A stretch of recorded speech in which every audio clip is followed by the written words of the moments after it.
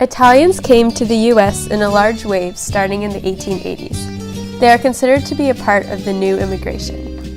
Immigrants came over for many reasons, including poverty, disease, and social unrest in Italy. Little Italy, officially known as North Beach, used to be a predominantly Italian community.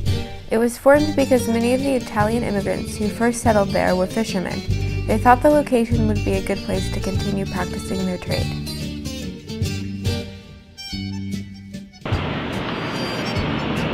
So we're in North Beach right now, also known as Little Italy in San Francisco. Okay, so today we're going to be interviewing a couple workers at some Italian businesses. These businesses were all started by immigrants from Italy, and some of them are 100 years old. It's gonna be delicious!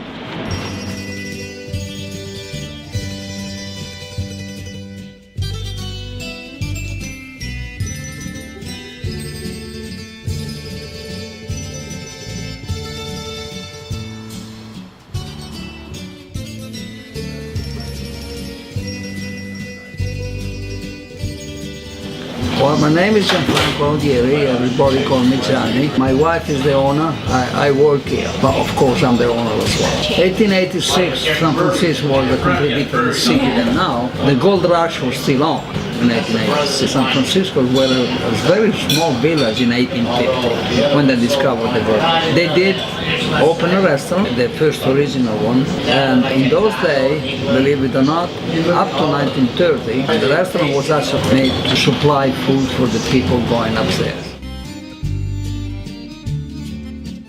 Most of the Italians that were here, they were from the north. They were from Tuscany, Liguria, and Piedmont. These are three regions of Italy, but most of them were from the south. The Sicilian, they were fishermen, so they ended up fishing on the bay, and the rest of the Italian, they took up profession, opening shop. That community, they didn't know most American people, and they didn't know that much about Italian food in those days. At the beginning, don't forget, Italians were not looked as equal, like any immigrant from the Irish, the Italian, and so on and so on. Don't forget, up to World War II, they were still considered less important than the Anglo-Saxon people. Italian immigrants were discriminated against for their ethnicity. This discrimination took the form of alienation from the social and economic dynamics of the mainstream San Francisco community.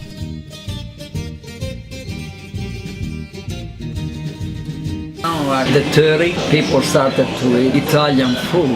Americans don't realize that Italian food in Italy is different than the Italian food that they eat here. The first time I arrived in the United States in 1960, I went to an Italian restaurant, and when the waiter brought me the food, and I said, what is this? I said, that's what you ordered. He said, this is Italian food? Yes, sir, it's Italian food. I don't want to say the word, but I'm going to use that. This is not Italian food, this is sugar. So from 1960 on, Italian food changed. And in a sense, we educated the American people through Italian food. Italian food doesn't consist only of pasta, oregano, and pizza in Italy consists of dough, tomato, olive oil, and mozzarella. It's a snack, it's not a dinner. Somebody gold anniversary, they had their first dinner for a baptismal. Then they came back when they graduated from high school. They came back when they got married, and they came back for their anniversary, the 50th. Every year they used to come back for their anniversary. So we've been serving up to the 5th generation of Italian. I said they are here from the cradle to their funeral. It's a custom in Italy. After the funeral, people go to a restaurant, reminiscing for the person that died. So we do have people here from the cradle to the funeral. Around the 30, this was the most busiest restaurant in San Francisco. They used to serve 1,500 people, not any longer. But people come here because it's 5th generation, and they do come in. At least once a month they'll be here. But then we have as well tourists coming in. That's it. The Cavalli bookstore was started in 1880. It originally sold books and provided many other services to Italians across the country. In 2006, it was converted to a cafe. My name is Santo. I'm from Italy. I'm from South Naples. And I moved here 20 years ago. So the reason I bought this business is because of the history. It was about Italian stuff here.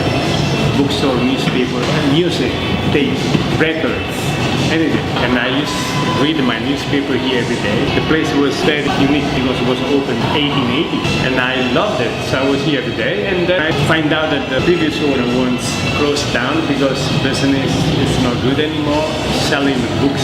So I said, no, please don't close. I'm going to take over. And he said, why? I'm losing money. Because the internet changed the world. So I said, I'm going to put a coffee shop here and do both. And that's what I did.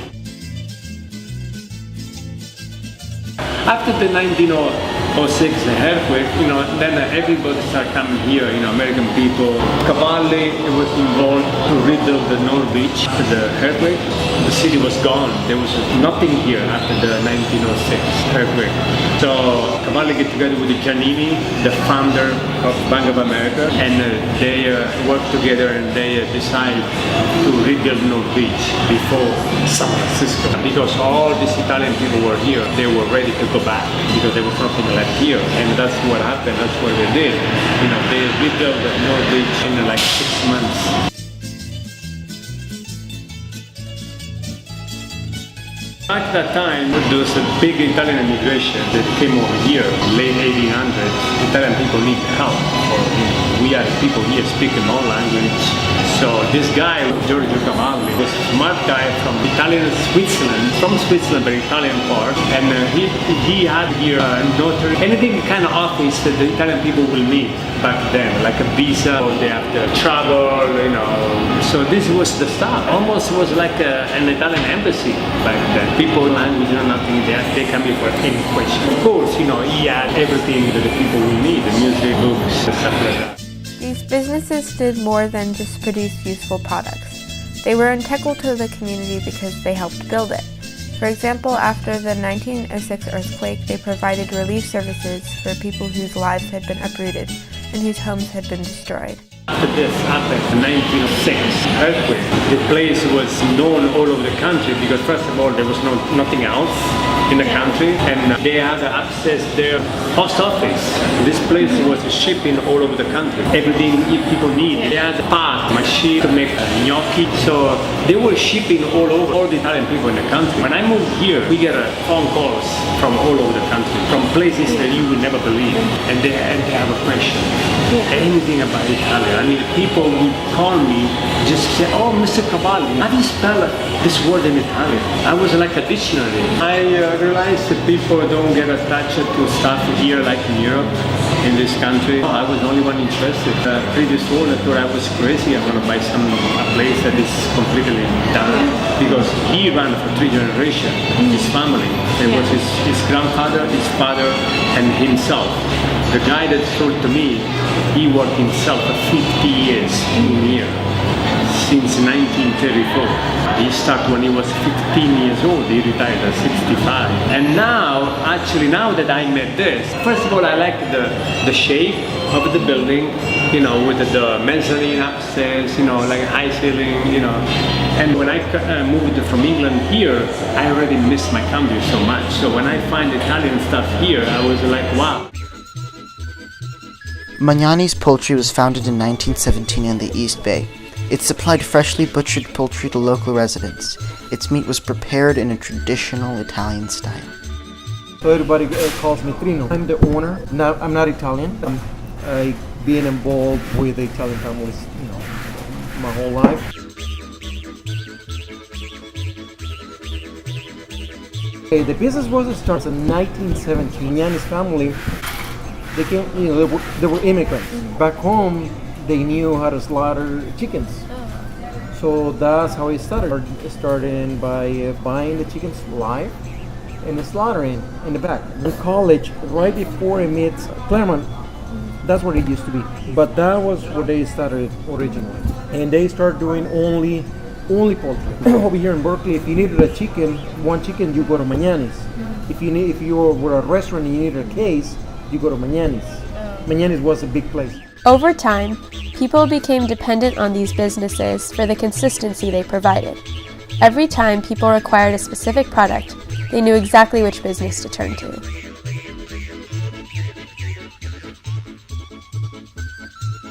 Because it was hard for a small family to start a business. It was really hard.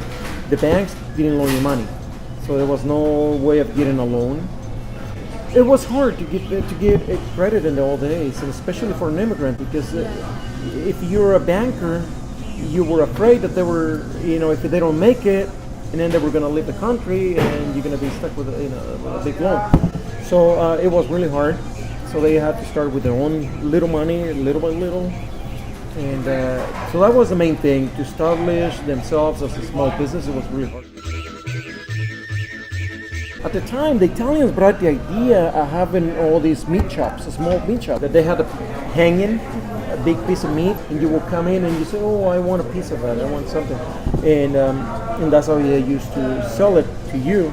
And it was like their own prosciuttos, their own cured meats, mainly the prosciuttos, because that's something that the Italians are really famous and good at doing.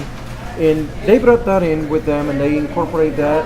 And at the time, it was just generic meats, just meats, because at the time there were no hormones, no antibiotics, so any meat was good.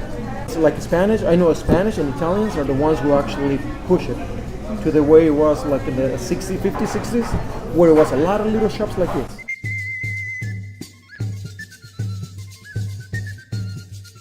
The Italian community was mainly in San Francisco. Like if you were coming from Italy, you would go to San Francisco to get to know people, to find friends, relatives, who knows. And then from there, San Francisco is very, it's very limited in terms of how much you can do. Land is too small. So they start moving, they start branching out. And I know the Mañanis, they came from there, from San Francisco. Originally, somehow they landed in San Francisco, and then from there they opened their business over here, and then they were living in Oakland. I'm really fortunate to be here, and very fortunate to have this community because they're super supportive. But mainly, they're immigrants from all over the world, and it's a pleasure to serve the community. Italian business owners combated discrimination by establishing microeconomies that preserved Italian culture and boosted the morale of the Italian community until they could assimilate into broader American society later on. From authentic Italian cuisine to postal and news publication services to traditional-style butchery, all of these establishments provided Italian immigrants with authentic products and services that preserved a part of the lifestyle they had in their home countries. E chi fischietta micutropia, chi avundiglia portava l'allegria. Giovane Randi, fate rota amici, ballatevilla tutti, che vi piaci. Prima di tutto, hi, this is really good gelato. Howdy.